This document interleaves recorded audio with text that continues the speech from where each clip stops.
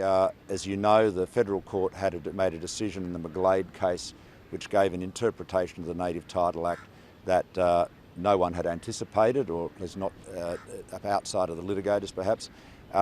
It's caused us a lot of problems with many agreements right around the country, not least of all in Western Australia, where the case arose. So there is a need to deal with the legislation. That is broadly accepted across the Parliament, and I expect that legislative that changes will be made when Parliament gets back. But the recognition that the McGlade decision would make so many native title, so many agreements with Aboriginal land corporations and so forth, and native title owners invalid.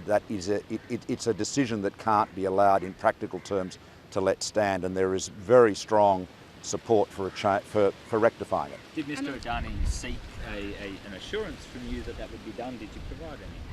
Well, Mr Adani noted that this is an issue for his development, but frankly it's an issue for just about every development in Australia where native title issues are involved. So it's an issue for the native title owners as well, because plainly you've got to be able to reach agreements to get the development to ensure that native title owners, First Australians, get the economic returns and the advancement that they deserve, and we all aspire for them to have. Prime Minister notwithstanding. Legislation will pass when Parliament comes back. I understand Mr Shorten's written to you saying Labor supports the changes, but only as applied to the agreements. That's right. Passed, and they're saying that the legislation goes beyond that. Yes, there was Labor raised a concern that some of the amendments that had been proposed went beyond simply rectifying the decision in McGlade, and